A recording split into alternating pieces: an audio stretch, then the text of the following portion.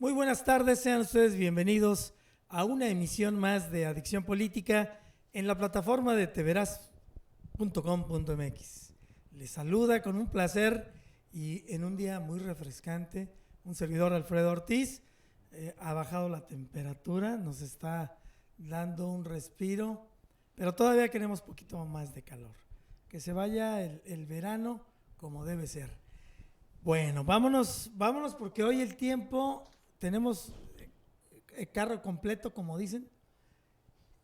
Vienen todos los colaboradores y los temas están que nos va a ser insuficiente una hora para abordarlos, más o menos analizarlos. Saludo, Carlos Valencia. ¿Qué tal? Buenas tardes. Saludos aquí a todos. Edna Mireya Pérez. A tus órdenes. Muy buenas tardes a todos. Juan Manuel Hernández Brito. Buenas tardes, muy buenas tardes a todos, Edna, buenas tardes. Que hoy viene de presumido. Bueno, les voy a platicar. Juan Manuel va a empezar ya una cápsula en la plataforma de Teveraz que se llama Consultorio Fiscal. Nos va a tener al tanto de todos los temas contables y fiscales sobre todo, y más ahora que ya ve que la pretensión de la 4T pues es ser implacable con quien haga facturas falsas, no pague impuestos, etc. Y a la cárcel van a ir a parar, pero no solamente los que no paguen, sino hasta su contador, ¿eh? Así es que, pero bueno, de eso nos va a platicar. Pero bueno, empieza una cápsula que se va a transmitir los jueves para que estén atentos.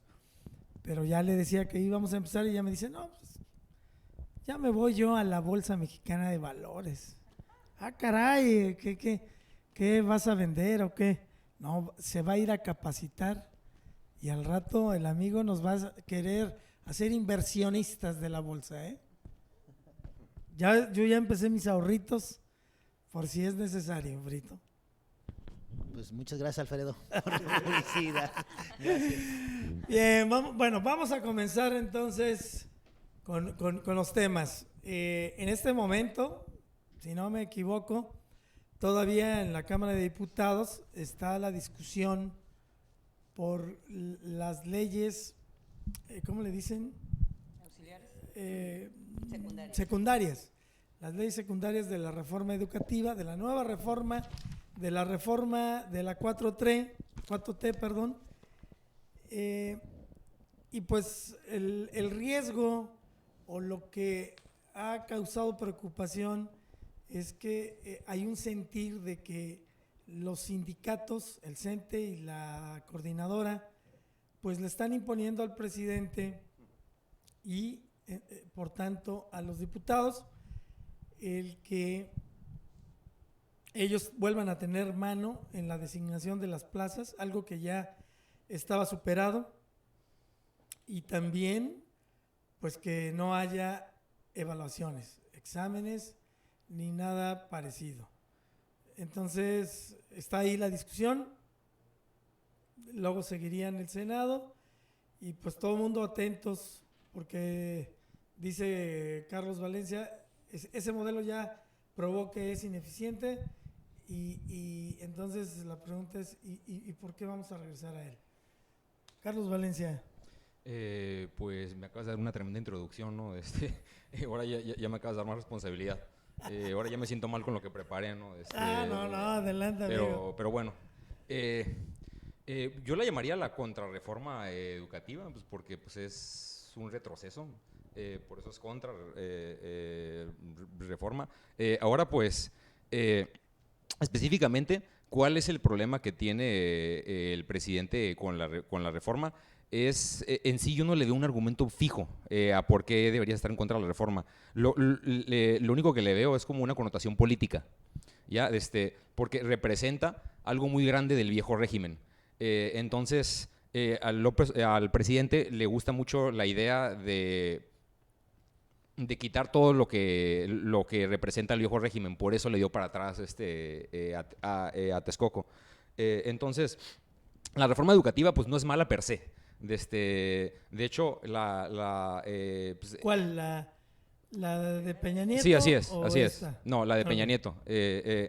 No es que yo apoye a Peña Nieto, o sea, yo lo criticaba bastante, pero en sí, pues no todo lo que sucedió en su sexenio eran cosas malas, ¿no? Y la reforma educativa, pues, yo la apoyé, yo que me dedico a profe también. Pero en sí, pues, darle el poder de las plazas al sindicato es un modelo que no le conviene a nadie. No le conviene ni a profesores, no le conviene a alumnos, no le conviene a padres de familia y no le conviene al gobierno. Nada más le conviene una sola persona. Sí, que ya sabemos el nombre de la persona, ¿verdad? El Baester. Así es, prefiero no decir su nombre, ¿no? Porque Se te vaya a enchuecar la boca. Sí, ajá, entonces, el modelo del sindicato, o sea, apoyar más bien, manejar la educación a través del sindicato, es algo en lo que el presidente cree mucho, porque viene de la ideología de la lucha de clases. Es pensar que los trabajadores son un grupo que se están protegiendo en contra de los intereses del patrón, que los quiere despojar del valor de su trabajo. Esto pues, no sé propiamente si sea cierto o no, pero lo que sí sé es de que el modelo no funcionó. Conseguir trabajo, más bien, colocar a profesores a través de la fila del sindicato no nos da a los mejores profesores. Entonces, bueno, yo considero esto peligroso. Bueno, por lo menos no nos ayudaría en nada. Regresaríamos a lo que teníamos antes. Pues yo sí la veo, ¿no? Sí, nada más un dato antes de pasarle el uso de la Edna. Un ejemplo de lo que dices. Ellos dicen, queremos que cuando egresen de la UPN o de las normales ya tengan asegurado su lugar. Pero hay dos realidades. Una, que de repente hay maestros que salen y en la ciudad donde están no hay espacios, está saturado, y hay otra ciudad a lo mejor contigua o cercana y ahí hacen falta profesores. Entonces no está equilibrado y cómo garantizarle a alguien una plaza nada más porque egresaste, ¿no? Y la otra tiene que ver con que imagínese usted que le toque a sus hijos un profesor de las normales de Oaxaca, Guerrero, para no hablar más, o un profesor de una normal aquí de Tijuana, de Monterrey. La diferencia es enorme y ni modo de dejarlo así a la suerte, ¿no? ¿Qué es lo que equilibra ahí? Pues es el hecho de que hagan exámenes, que hagan concursos y digan, tú estás apto para estar frente al grupo y vas a estar frente al grupo y tú no, mi amigo, entonces haz fila, síguete preparando y ya llegará el momento, ¿no? Entonces, eso sin perderlo de vista como ejemplo. Edna. Yo creo que hay muchas cosas de fondo, definitivamente. La primera de las cuestiones, recuerdo hace muchos años, en un examen profesional, decían algunos sinodales, no, es que no está apto para que egrese, para otorgarle su carta de que ya terminó y que puede adquirir su título profesional. Y me llamó mucho la atención el comentario de uno de los sinodales, dice, a ver, dice, ustedes son catedráticos de esta universidad, de esta facultad, ustedes prepararon a este alumno y ustedes permitieron que llegara hasta aquí. ¿Cómo es posible que ahora le niegues el que pueda egresar? Entonces, va muchísimo más de fondo. Hacer o no un examen profesional y cómo hacer un examen profesional tendría que discutirse por sí solo ese dato. Pero allende de eso, creo que una vez más, la reforma per se educativa no lo es tal. Vuelve a ser una reforma laboral en materia de educación o laboral para los profesores. Entonces, una reforma educativa sí tendría que ver cómo seguimos dando clases a nuestros infantes y a nuestras juventudes.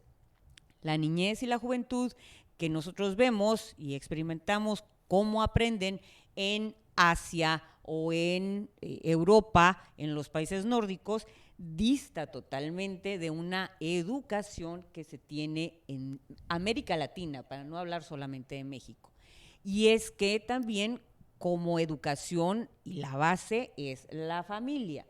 Muy comentado fue en las redes sociales una exposición que decía cuando una maestra de primaria dejaba tarea a sus alumnos, para los padres de esos alumnos era descomunal la cantidad de tarea que les dejaba. Entonces dice, deje de dejarles tarea porque es su trabajo enseñarlos y que hagan la tarea en la escuela, que es un modelo muy visto en Asia. Y entonces contesta ella, dejaré de dejarles tarea a mis alumnos cuando ustedes aprendan a enseñarles cómo se pide por favor, se dice gracias, se levanta la basura. ¿Me explico? Entonces es una simbiosis donde la sociedad le echamos la culpa a los profes y los profes nos echan la culpa o nos echamos la culpa a los padres y a la familia muégano, típicamente latina, ¿no? Entonces, pero uno, el tema de hacer o no hacer examen profesional terminando la carrera de profesor, otra cosa es la maestría, profesor, habría que analizarse. Y habría que analizarse de acuerdo a los contenidos que se tiene en la retícula para aprender a ser profesor. ¿Qué es más importante? ¿Qué tarea es más importante en este mundo que instruir a seres humanos? Más que ser ingeniero, más que ser médico, más que ser abogado, más que ser contador o administrador, es ser profesor, que es hacedor de conciencias que razonen, que sepan leer y escribir y redactar y que sepan pensar en función de la matemática pura. Bien, ¿no? Y además me quedo mucho con esa parte que dijiste, no es una reforma educativa, la llamamos así malamente, pero es una… Lo que está en debate es lo laboral. No estamos discutiendo qué debe ser lo importante de la educación de los hijos, de nuestros hijos, del futuro. Y entonces, pues, digo, nada más le decimos reforma educativa porque le decimos, pero nada que tiene que ver. Señor Brito. Pues mira, yo difiero un poquito de lo que están comentando en el sentido de que la reforma laboral en el sexenio pasado, pues la verdad es que sí fue una reforma, la educativa fue una reforma completamente laboral. No hay una reforma educativa. Ahorita como que se quieren tocar algunos puntos, pero todavía no está completamente claro el tema hacia dónde va. Lo que sí coincido pues, es en el tema de fondo, de lo que viene siendo la educación. La educación tendría que ser lo más importante para un niño, un adolescente, una persona que va a la escuela, pues tendría que ser divertida para empezar, ¿no? O sea, habría que ver los niños, si hoy en día van y se divierten. Yo me acuerdo que antes, pues hasta para jugar cuando sacaban al recreo o te sacaban a los famosos educación física, ¿no? Pues te sacaban y ibas a jugar, jugabas con pelota, interactuabas, o sea, había una serie de elementos cualitativos dentro de lo que viene siendo la educación. Te enseñaban a razonar, o sea, había cosas que no era aprenderte nada más por aprender. Hubo un cambio de modelo donde de pronto nos quisieron hacer robots, porque yo creo que así convenía a lo que estaban pidiendo en el exterior, que la gente no pensara, y ese fue el modelo que se tomó. Y yo creo que pues producto de esto pues tenemos ahí la clase política, la clase empresarial, la clase ¿cómo se llama? de profesionistas que también somos. ¿Por qué? Porque ese modelo a lo mejor que nos tocó a nosotros fue mucho de memorización, no fue de mucho razonamiento. Entonces a veces batalla uno, incluso cuando vas a un área de trabajo y le dices desarróllame esto. Entonces la gente a veces no tiene la capacidad incluso de llenar un formato. O sea, a ese grado llegamos. Entonces la reforma educativa, o sea, tiene que ver mucho más allá. O sea, más de que si el sindicato pone las plazas o no pone las plazas. Que eso, pues, la verdad, pues para mi parecer, pues es un tema de una aberración el hecho de que le tuvieran que dejar ¿cómo se llama? Las facultades que le competen a una persona dentro del Ejecutivo, que tuvieran que dejársela a alguien, ¿no? Yo creo que también tenemos que vivir en o tenemos que promover el hecho de merecerse las cosas, que esa es otra de las cosas, ¿no?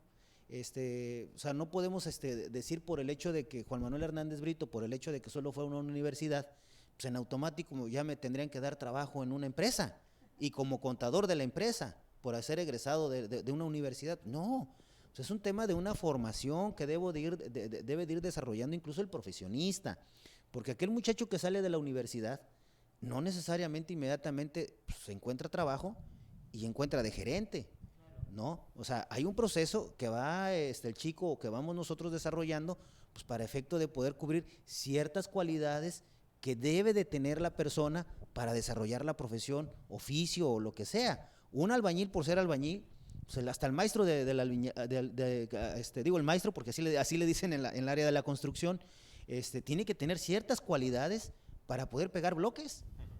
Entonces, digo, si eso no lo logramos entender, pues bueno, pues entonces no lograremos entender pues, qué tipo de modelo queremos construir de sociedad, ¿no? Entonces, creo que esa parte de la famosa reforma educativa, creo que no nos la han explicado todavía bien el contenido.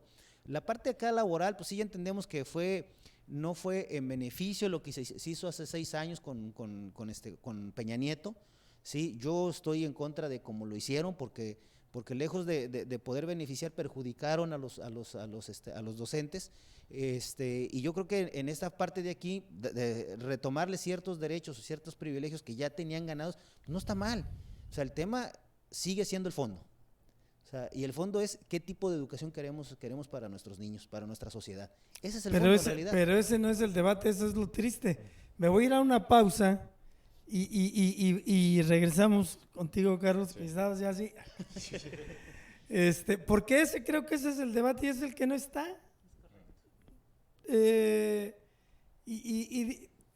Digo, no quiero partidizar el tema, pero igual creo que todos los partidos, ahorita que están el PAN y el PRI no son el poder, pues critican la reforma, pero cuando estuvieron ellos tampoco fueron capaces de empujar la reforma educativa, el tema educativo, lo importante, ¿no? Claro. Bueno, vámonos a una pausa, estamos en Adicción Política, en la plataforma de tveras.com.mx, volvemos.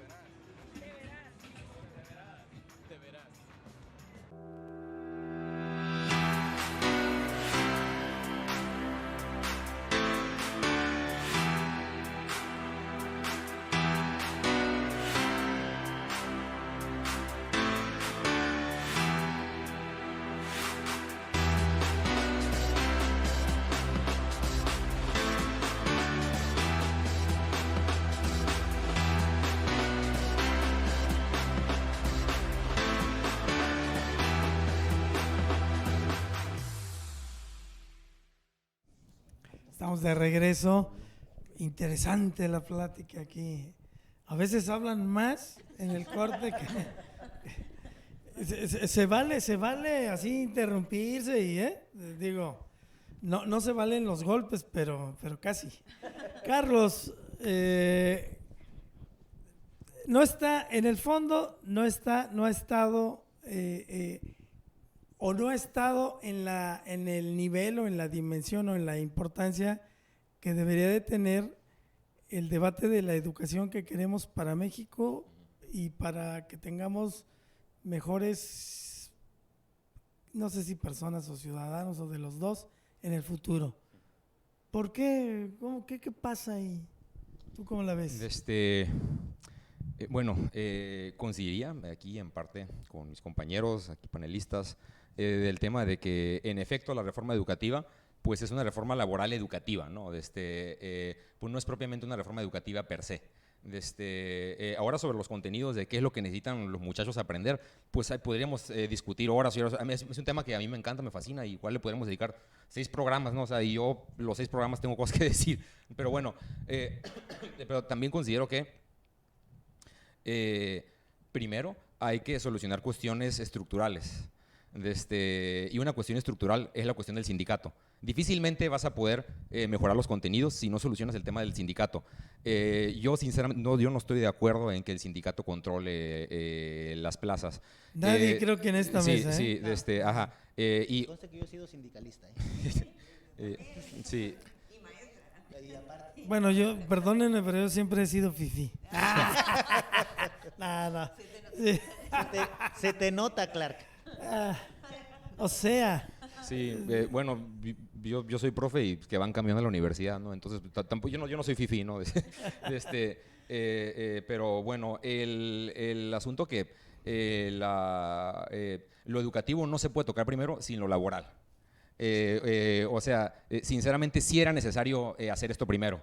Y luego seguía a hacer lo siguiente. Y de hecho eso hubiera sido un muy buen debate nacional sobre cómo queremos educar a nuestra niñez y juventud. Hubiera sido un tremendo debate nacional que ahí hubiéramos estado, ¿no? Pero estamos regresando para atrás, ¿no? Como los cangrejos. Estamos regresando con el mismo problema que teníamos antes. Entonces, obviamente, pues claro que se necesita cambiar la educación en sí. Hay muchas cosas que sabemos que se siguen haciendo mal y sabemos que no funcionan, pero sí es necesario primero el tema laboral. Porque de lo contrario estamos poniendo parchecitos nada más, que al rato se van a romper y vamos a tener el mismo problema otra vez. pero lo triste es que no va a pasar por lo que vemos. No, hay que tener fe, bien y de buenas, como dice nuestro presidente. Yo coincido con Carlos. La verdad de las cosas es que para hacer lo que tienes planeado requieres de recursos, y son recursos humanos, que son el sindicato, pero también recursos materiales, y entonces hay que poner el dedo en el renglón de las aulas que no se tienen, no tienen inodoros, no tienen puerta a los salones, no tienen mesabanco, no tienen piso los salones. Entonces, no tienen salones. La gente lleva el Su papel propia- de baño para el papel lleva su higiénico propia silla para sí, sentarse, hombre. pues. Entonces, pues, Sí, partiendo de ahí, creo que tienes razón. Los elementos mínimos requeridos son efectivamente esos materiales y desde luego y por supuesto maestros, profesores que no es lo mismo que maestros, profesores capacitados para que puedan y que estén a gusto, felices, para que puedan integrar a los alumnos y darles una educación, como bien decía también Hernández Brito, una educación que sea lúdica, que se diviertan. Peter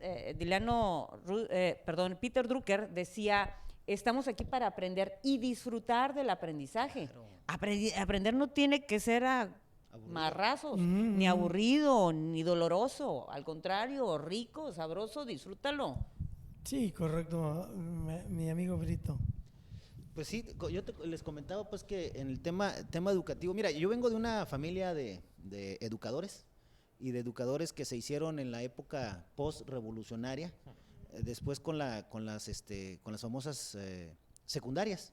Los profesores que se hacían en aquel tiempo educadores, terminabas la secundaria y inmediatamente te mandaban a enseñar a la normal, ibas a la normal y impartías clases. Entonces era una cosa de mucho más, ¿cómo se llama? De mucho más sentimiento que tenían incluso los profesores, de contacto de los profesores, que el maestro era por gusto, o sea, el maestro iba a enseñar por gusto y no por el salario, o sea, y tanto era que la propia población, la sociedad, lo entendía, que de pronto ya le llevaban los huevos, la gallina al maestro, y el tema del profesor el profesor era hacia arriba, o sea, era lo máximo. En aquel tiempo, pues, yo recuerdo, pues, que pues, mis tíos, o sea, son educadores de aquella época, pues no amasaron fortunas, porque son personas que vivieron en el campo, educaron en el campo y siguen en el campo. Entonces, alguna ocasión yo le pregunté a alguno de mis tíos que cuál era la satisfacción más grande que podía haber tenido, ¿no? Y era eso precisamente, y haber visto pasar tantos muchachitos aquí y poder haber cumplido con lo que me tocó. Entonces, es un tema que el tema educativo debe de ser incluso apostolado. Sí, claro, un apostolado, algo que deba de verdad estar en el tuétano de las personas también. El educar no nomás es agarrar, pararse enfrente y decir 2 más 2 son 4. ¿Sí? No, pues eso, hay un tema mucho más profundo ahí, que el tema mismo de enseñar a leer o escribir, ¿no? Entonces yo creo que ahí es el tema, realmente, o sea, no es el tema no es si el sindicato pone o no pone, o sea, eso no debería de ser. Eso yo creo que estamos de acuerdo en que no es función del sindicato. Bueno, pero vuelvo a la pregunta, Edna.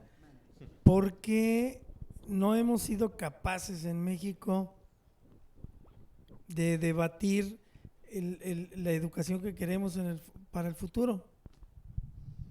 Yo creo que se han hecho algunas intentonas bastante loables, pero infuncionales e imprácticas. La última fue hace un año, casi después, a los meses, empezaron a hacer foros nacionales, y aquí, precisamente, en mi alma mater, con los Cimarrones, se hizo la de educación.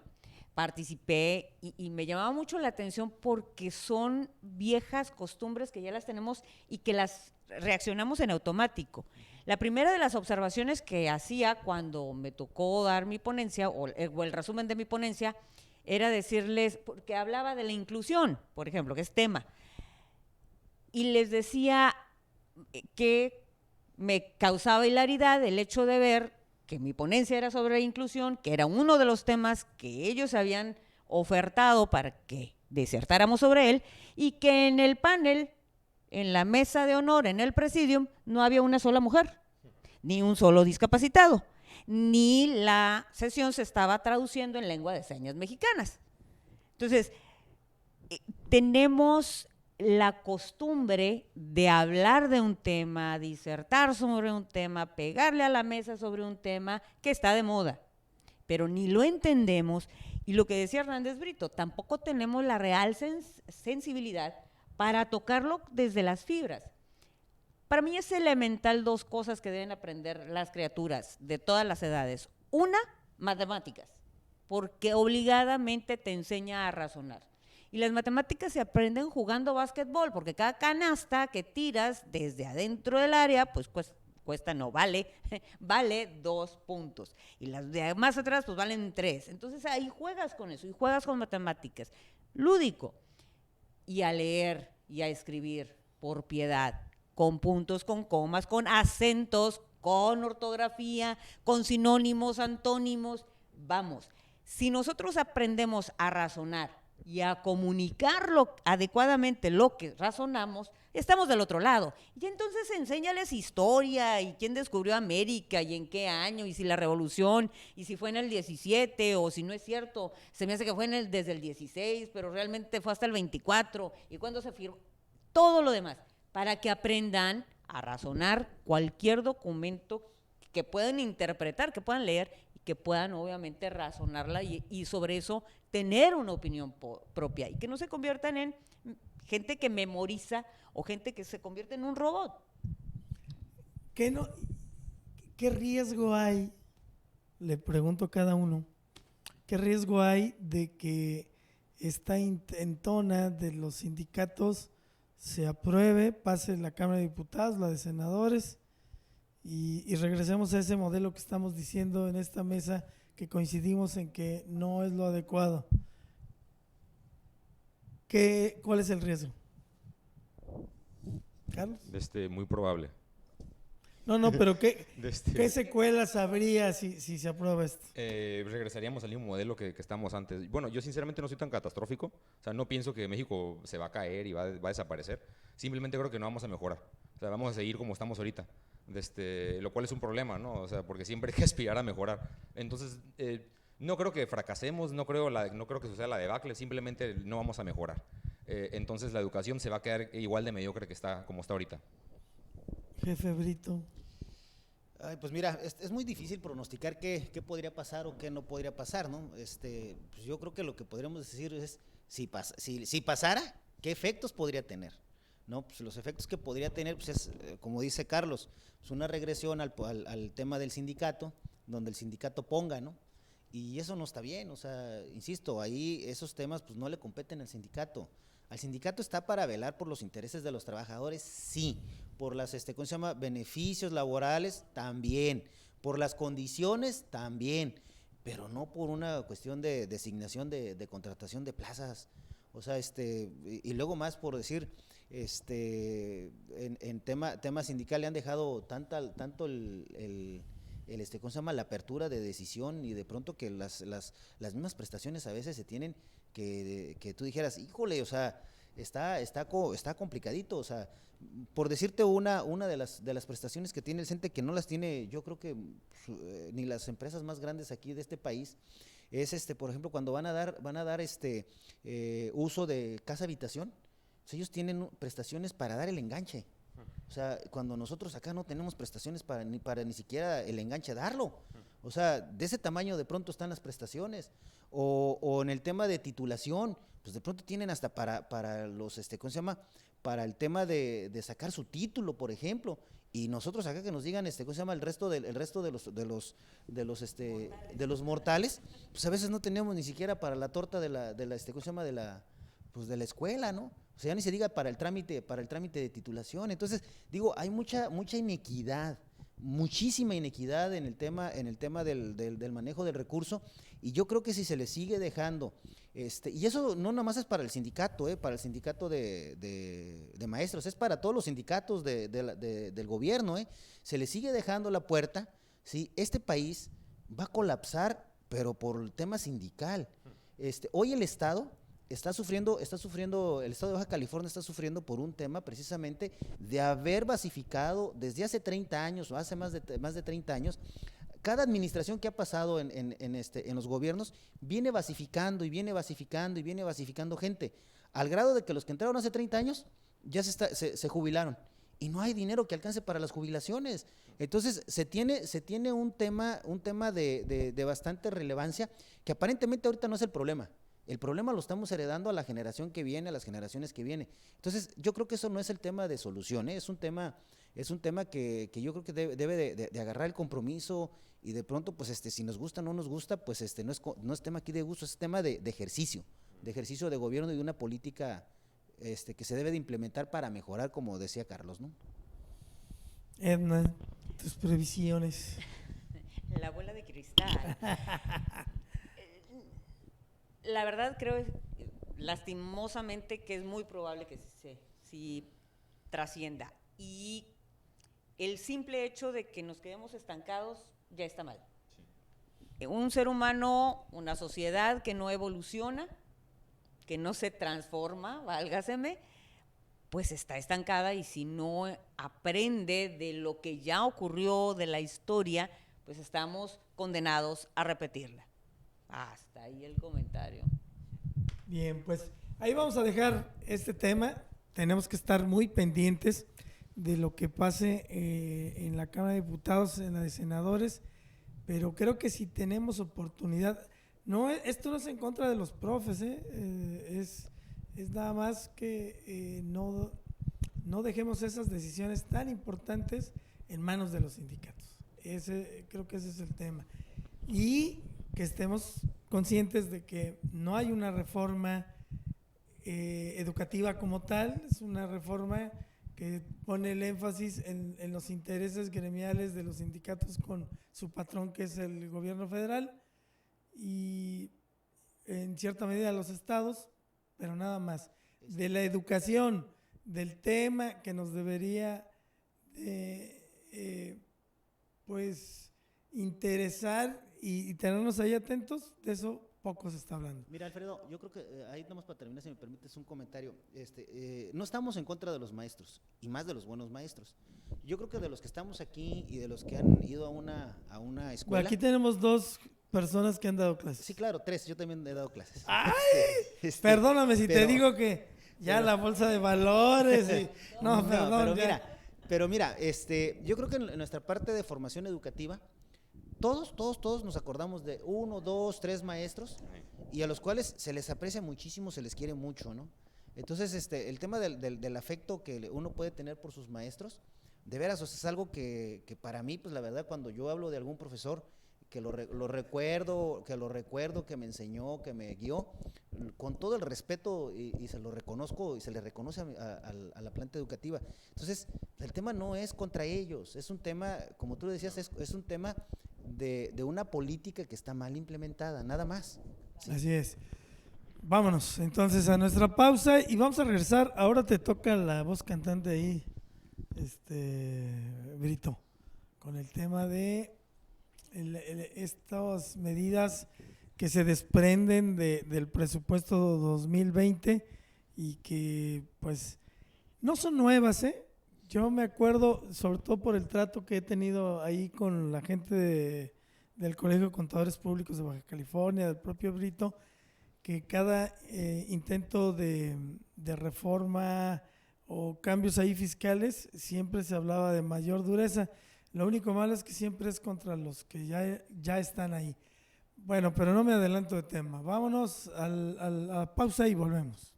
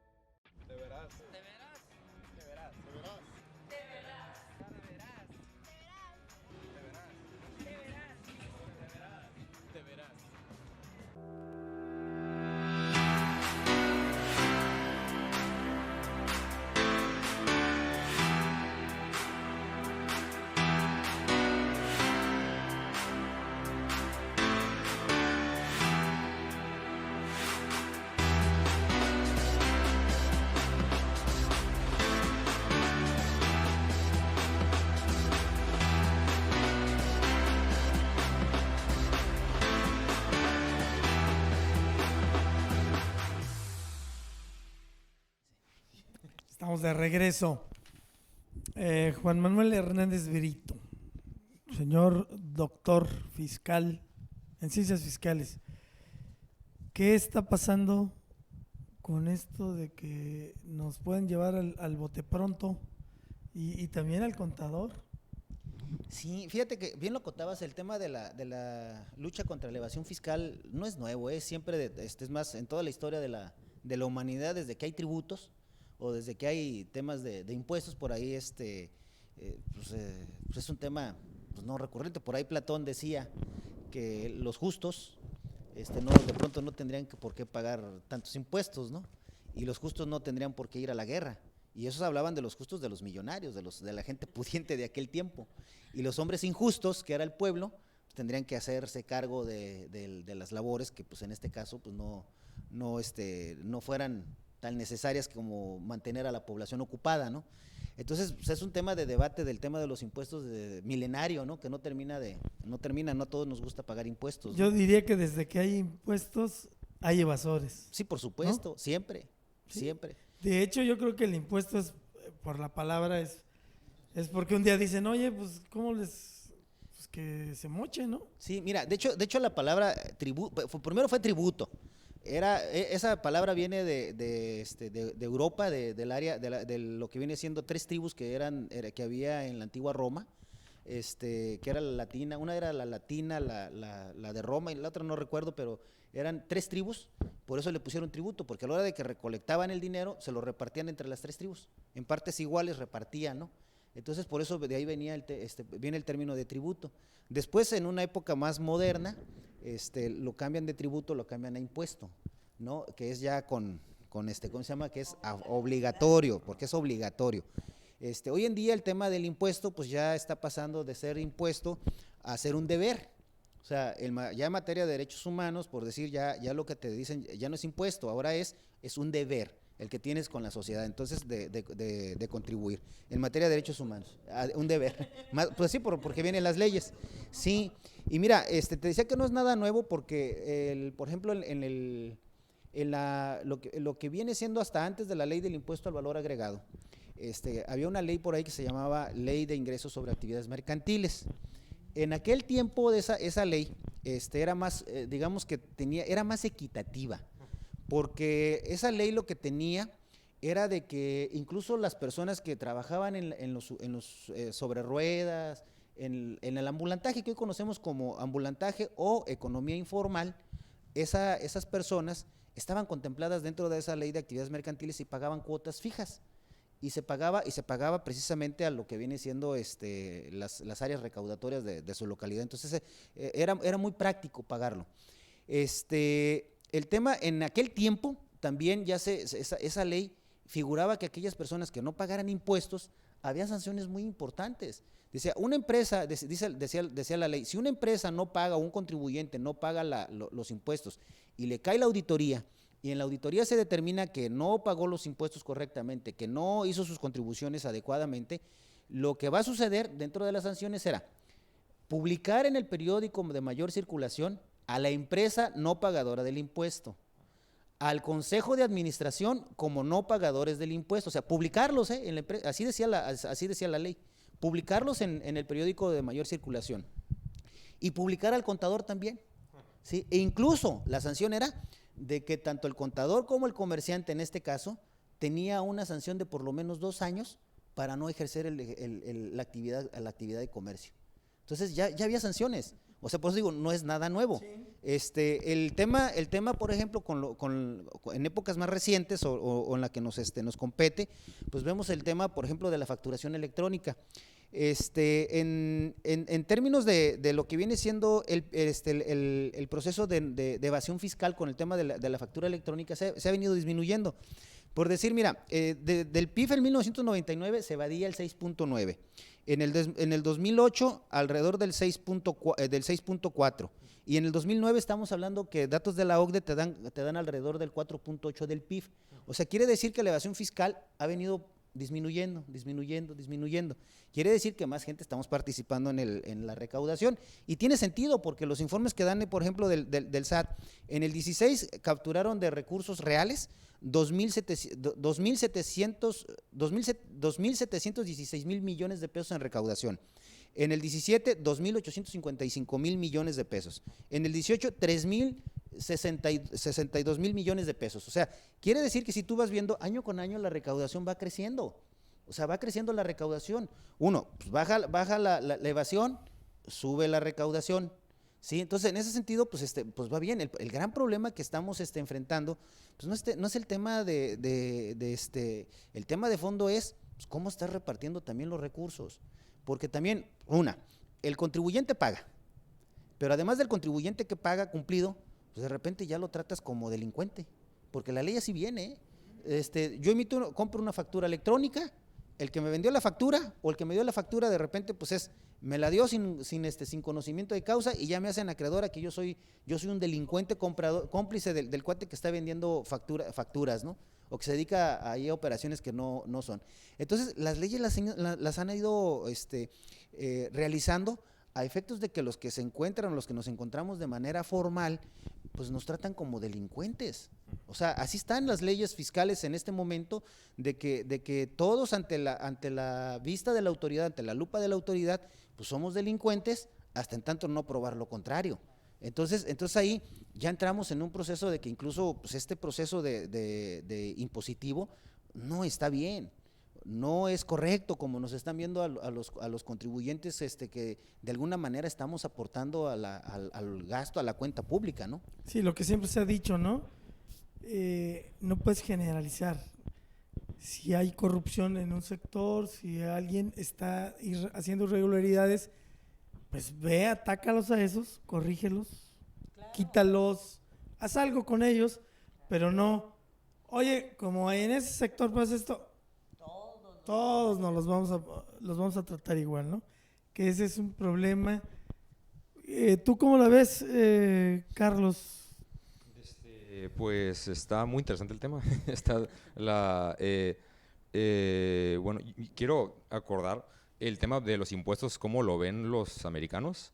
Ellos dicen que hay 2 cosas seguras en la vida: la muerte y los impuestos, death and taxes. O sea, incluso para los norteamericanos equiparan a los impuestos con la muerte, que son como las 2 cosas más malas en la vida, son las únicas cosas seguras. Ahora, bueno, en ciencia política, la evasión fiscal se utiliza como un indicador para poder saber qué tanta legitimidad tiene un gobierno. Un gobierno que no tenga mucha evasión fiscal significa que la gente está contenta pagando impuestos, y un gobierno con mucha evasión fiscal pues significa que la gente no está contenta con su gobierno, ¿no? Entonces es un buen indicador, o sea, porque pues, de más o menos está muy difícil medir la confianza de la gente en el gobierno, ¿no? Entonces, si le preguntas a la gente si está a favor de pagar más impuestos, ¿qué es lo que te van a decir? Pues que no. Antes decían, pues ¿para qué quieren más dinero? Para que se lo roben, ¿no? Era el argumento, pero ahora la gente, cuando comentas un tema de la reforma fiscal, pues lo que dicen, no, pues que López Obrador ya prometió que no va a ser algo así, ¿no? Ahorita, bueno, la reforma fiscal es una necesidad como súper pendiente del país, y de hecho tengo que admitir que ahorita con el presidente hay una oportunidad, porque tiene legitimidad. Entonces, él tiene la oportunidad histórica de hacer una reforma fiscal grande de lo que se necesita, porque tiene la legitimidad. Y de hecho, Joseph Stiglitz, el premio Nobel de Economía, en el último libro que sacó, menciona que los políticos populistas, la ventaja que nos dan es de que nos dan la oportunidad de que las empresas privadas cobren un discurso mucho más social. Entonces sí hay una oportunidad. Entonces yo soy optimista en este tema, pero no sé sinceramente cómo estemos caminando en el tema, porque yo había escuchado, bueno, que yo sepa, López Obrador había dicho que no iba a haber aumento de… Reforma. Sí, así es. Ni aumento de gasolina. No, ni de impuestos. Edna, ¿tú cómo ves este planteamiento? La primera de las cuestiones, veo que seguimos siendo un país reactivo y no activo. O sea, vamos sobre la marcha, resolviendo, parchando, alguien lo comentaba hace un momento, y muy parecido a lo que ocurre con la reforma educativa. En la reforma fiscal no es nada, no se está facilitando el pago de los impuestos. Están viendo como al que ya de alguna suerte, porque tengo tu número porque eres auditor, porque tengo tu número porque eres profesional de la contabilidad, porque tengo tu número porque eres contribuyente, ya pagas impuestos, a ti ¿cómo te agarro más? ¿Cómo me pagas más? ¿Cómo te comprometo más? Y la verdad será ¿cómo te impongo más? ¿Sí? ¿Cómo más? Y para mí debería ser muchísimo más sencillo. O sea, en Estados Unidos sí no te salvas de los impuestos, que también hay evasores de impuestos, desde luego, por supuesto. Y también a veces se salen con la suya. El presidente actual. Por ejemplo. No, pero además, una cosa que como, no sé si he entendido bien, que en Estados Unidos es legal o es legítimo evitar pagar muchos impuestos. O sea, hay mecanismos, hay maneras, los propios profesionales buscan la manera de que pagues menos impuestos. Y eso es legal, ¿no? Claro, ¿no? claro, porque te facilitan. A ver, si fuiste con el doctor, si las medicinas, si la colegiatura, si tu comida, si tu vestido, si tu carro, porque en qué cabeza cabe que una vez que tú llegaste y compraste un carro, pagaste impuestos, todavía no puedas devengar el uso que realmente le das a tu automóvil para ir a trabajar, para hacer fuerza de empleo y transformadora que produzca más utilidades para el país. Es una lógica, y entonces hacerlo sencillo significaría: todo esto gané en el año, todo esto gasté e invertí en el año, y además todos estos impuestos ya los pagué. ¿Por qué los tengo que volver a pagar? Porque te cobran impuestos sobre una cantidad bruta que realmente ya no tienes, en lugar de una cantidad neta, que es la que por obviedad te queda después de haber comido y después de haberte educado y después de haber gastado para que otros produjeran, ¿no? Entonces, a mí me resulta primero que estamos siendo mucho más impositivos, que somos reaccionarios en lugar de activistas, ¿no? Y que la reforma en este sentido realmente como reforma tal, no, están buscando de qué manera más punitiva convertirse, que es otra de las cuestiones que tenemos mucho en México. A mí me llama la atención en Tijuana, por ejemplo, que tienes topes, bardas, a mitad de la calle, a mitad de la cuadra. Pero ¿por qué hay tantas? porque es que aquí anda la gente a muy alta velocidad.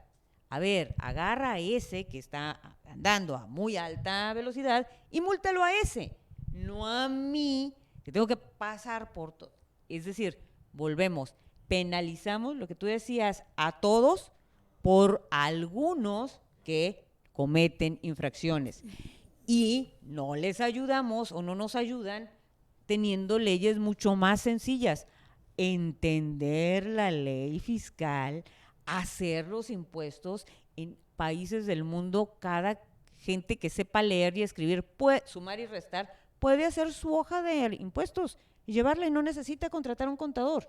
Aquí, no, te tengo No, noticias. pero fíjate, Edna, que ahí difiero poquito porque sí es, ¿cómo se llama?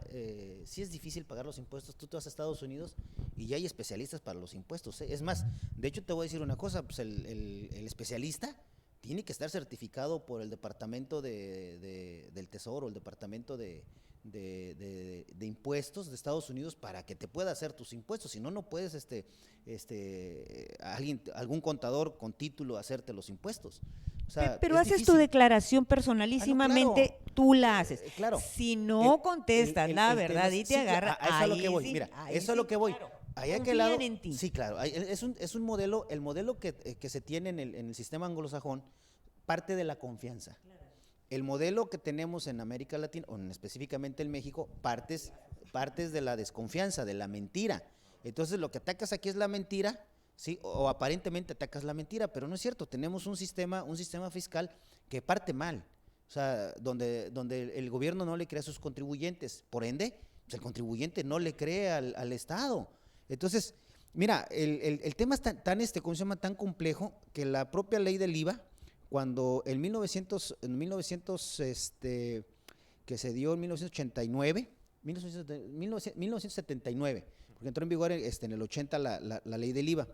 La recaudación que se hacía en la ley anterior, que era la ley de ingresos mercantiles, era 3.3 al millar ¿cómo se llama? El tema del pago del impuesto. O sea, estábamos hablando del 3.3%, ¿no? Entonces decías, vas a pagar 3.3% de lo que generes de tus ventas. O sea, sin deducciones, 3.3. O sea, era muy sencillo.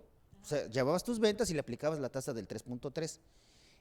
Pero decían, pero mira, vamos siendo un sistema, el sistema fiscal decía mucho más justo, porque decía, el 1.8 al millar es para la federación. Entonces, se lo depositas a la federación, se lo depositas a la caja registradora de la federación. Y el 1.5% se lo depositas a la caja del Estado. Entonces, el Estado tenía, y era ¿cómo se llama? Eran de manera inmediata riqueza propia. Entonces, aquellos estados que tenían mayor actividad económica, pues tenían mayor recaudación. Y por ende, pues la economía del Estado, la economía de los ayuntamientos era de mucho más bonanza. Entonces, ¿qué sucedió en el caso de la ley del IVA? Entra la ley del IVA y en un transitorio, tal cual dice la ley del IVA, dice, aquellos, ¿cómo se llama? Gobiernos de los estados que no firme el convenio de colaboración fiscal en materia de impuestos, no tiene derecho a la participación de los mismos. Entonces, ¿qué sucedió?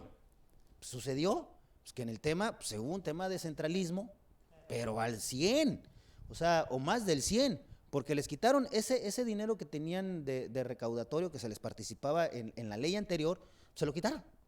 En automático se los quitaron, se lo llevaron a una caja registradora en la Ciudad de México o en el Distrito Federal en aquel tiempo, y era quien repartió. Y ya el tema de repartir, pues, se ha repartido de repente pues hasta de modo discrecional. Pues es más, yo ahora que estaba haciendo la tesis, de pronto quise buscar información desde 1980 en la creación de la ley del IVA. ¿Sí? Hay leyes de ingresos que no dice cuánto recaudaban de impuestos. Las leyes de ingresos. O sea, ya no estás hablando de la estadística. La estadística, no hay estadística en materia de impuestos desde que nació la ley del IVA, sino hasta el año 2000, que empezaron a hacer del año 2000 para acá, es cuando empieza a ver la estadística del IVA. Entonces, 20 años estuvo sin ¿cómo se llama? Sin historia este país en materia de recaudación, a palos, a ciegas. Entonces dices, espérame, pues el orden empieza desde casa, desde dentro. ¿sí? Y no puedes estudiar un tema, no lo terminas de estudiar si no tienes estadísticas, si no tienes esta información. Entonces, parte desde ese punto que de pronto pues la información debemos de tenerla. Pues ahora imagínate, eso es un tema, vas a los bancos de datos y es otro tema. Le hemos cambiado no sé cuántas veces al tema de los bancos de datos, ¿no? Me voy a una pausa, regresamos para concluir. Y a lo mejor en la parte un poco del ensueño, de las buenas intenciones, de los buenos deseos, ¿qué deberíamos de hacer para tener un sistema sencillo para que la gente pagara impuestos? Yo creo que el mexicano, como en todos lados, habrá gente que no quiere pagar, ¿no? Pero yo creo que la mayoría decimos, oye, pues sí. Pero cuando está complicado, cuando luego de repente dices, yo escucho agentes de negocios pequeños que dicen, oye, es los impuestos la tercera parte, es lo que ingreso y no sé qué, pues mejor no pago impuestos y le doy al negocio, si no cierro. Entonces, esas historias de terror, ¿cómo pudiéramos cambiar esto? Pero bueno, son sueños, son buenos deseos, porque en la realidad está difícil. Vamos a la pausa, estamos en Adicción Política, en la plataforma de tveras.com.mx.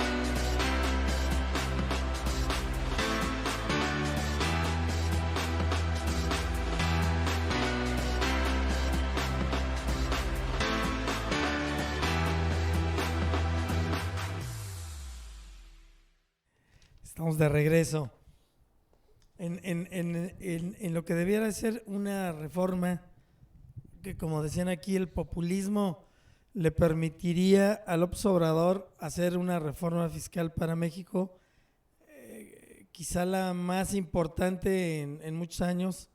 Él se resiste, no quiere, a lo mejor a final de su sexenio pudiera darse.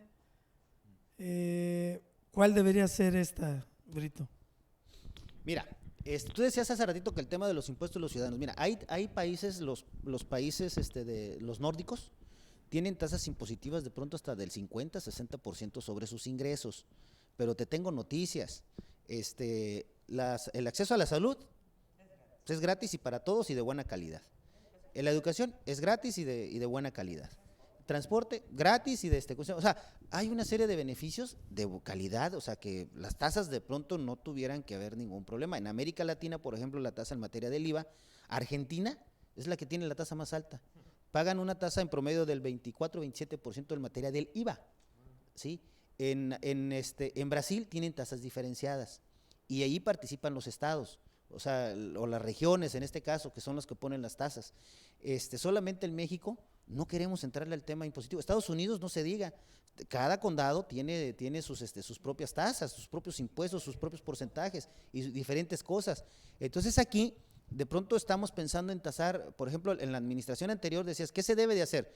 Pues se debe de hacer, de haber continuado lo que se venía haciendo hasta antes de la entrada de Peña Nieto. O sea, el modelo que se estaba llevando en ese momento era bueno, porque recordemos que había 3 tipos de contribuyentes: los grandes contribuyentes, el régimen intermedio y el de los pequeños contribuyentes.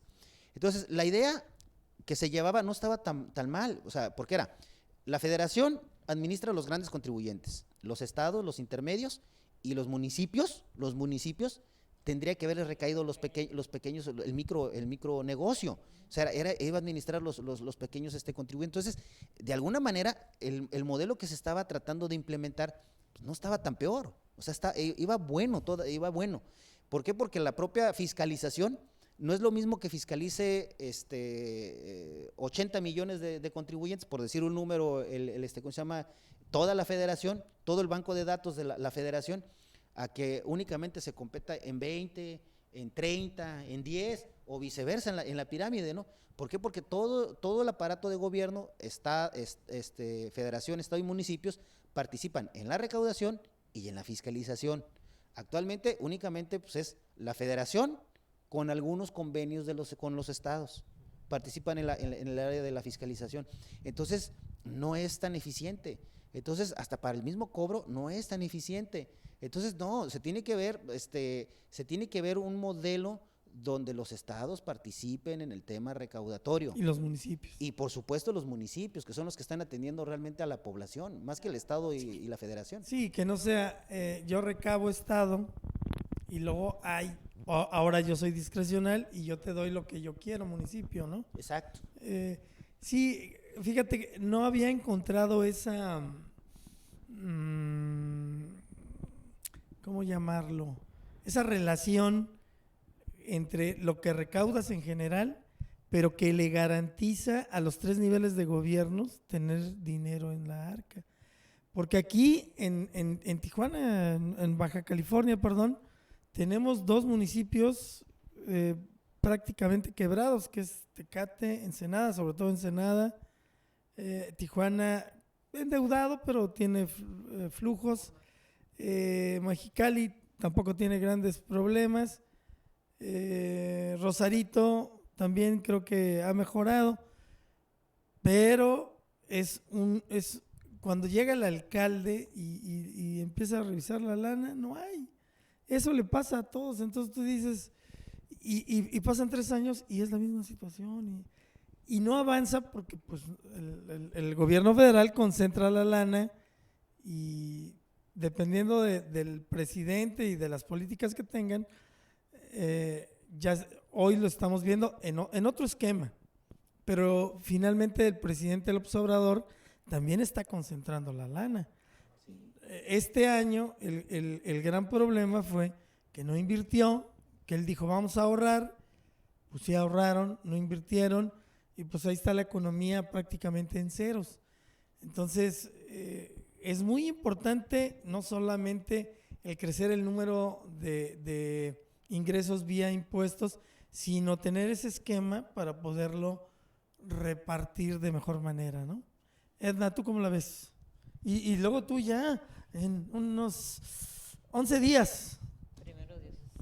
Nada más hay que levantando la mano. la licenciada que si trata de poner impuestos le vamos a ir a tomar la oficina. No, mira, a mí me queda claro, en el pedir el dar, Claro. los impuestos tienen que ser porque en función de eso es que nace el crecimiento general para una nación, para un estado, para un municipio. Cada municipio tiene sus propios derechos que absorbe, predial y demás, o sea, y cada estado, las placas, por ejemplo, la licencia, la federación, pues también sus impuestos. Hay empresas que, aun cuando aquí tenemos muchas de ellas en Tijuana, una a cada esquina, casi, la central está en Nuevo León. Y entonces todo lo que recaben de impuestos, aun cuando se recabe en Baja California o en Tijuana en preciso, que es una de las ciudades que más de estas tiendas multiservicios tiene, todo va a la casa matriz que está en Nuevo León y como es una cuestión a nivel nacional, entonces se manda a la federación, aun cuando se haya recabado en Baja California o en Tijuana. Entonces, creo que para mí debe ser muchísimo más sencillo el cómo recabar impuestos, hacer unas reglas muy sencillas y claras. Sí, creo que en función de muchos especialistas, en función de vanagloriarse de todo lo que saben, en muchos casos tratan de dificultar las cosas en lugar de hacerlas mucho más sencillas. Y yo creo que en los niveles académicos el licenciado es así porque tiene permiso, tiene licencia de profesar una técnica, una profesión, válgaseme. Un maestro porque ha adquirido los grados suficientes para poder enseñar esa profesión. Y un doctor, un doctorando, tiene ese grado porque es capaz de resolver los problemas, cura las situaciones de una empresa, de una persona física o de una persona moral. Entonces, en esa similitud, son los doctorandos, son los doctores en materia fiscal, de recaudación, de como le quieras poner, que deben a pie puntillas revisar cómo sí, de la manera más sencilla. Volvemos, si en educación tiene que ser lúdico y divertido y padre, pues ¿por qué no también los impuestos? Digo, vamos, si es menester cobrarlos para que haya mejores servicios, es un círculo vicioso. Yo no te los pago porque tú no me das buenos servicios. Yo no te doy buenos servicios porque tú no me pagas impuestos. Tú haces como que me pagas los impuestos, yo hago como que te doy servicios. Tú haces como que me das servicios, yo hago como que te pago impuestos. Y nunca vamos a acabar. Alguien, y en este caso tiene que ser el gobierno, ¿quién? Y a través de derogación de leyes impositivas que ya no tienen ninguna razón de ser y otras que deben definitivamente modificarse.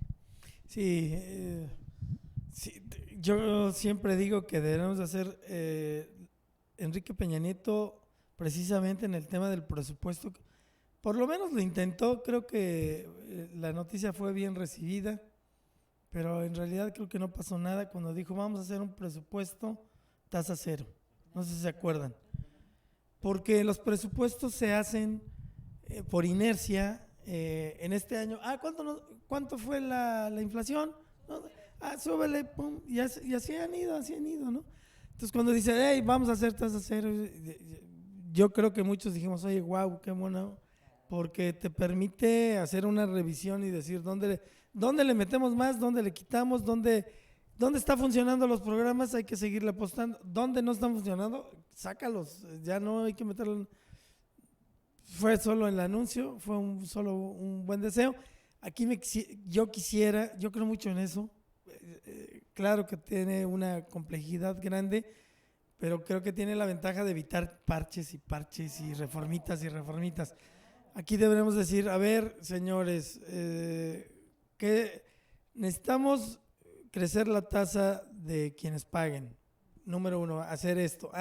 Pero luego esa dinera que lo recabamos, ¿cómo nos la vamos a gastar? Pues ahí viene el gobierno federal, los estatales, municipales. Hay que replantear la fórmula de participaciones.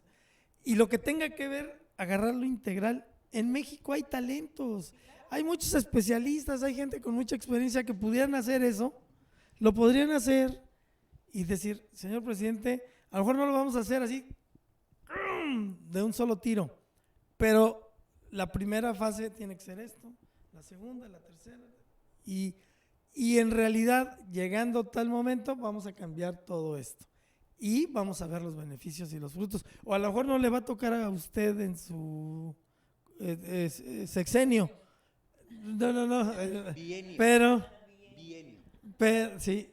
Pero para México va a ser la bendición. Ahí sí va a ser, usted pasará la historia. Pero no pasa eso.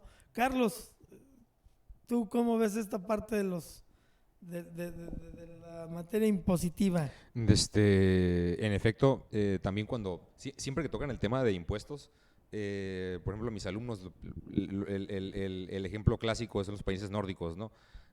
De hecho, voy a anexar otro dato a lo que dijo aquí Brito, es que hay gente que llega a pagar hasta el 90% de lo que gana en Suecia. Pero bueno, yo conozco algunos suecos y ellos están a favor de pagar tanto.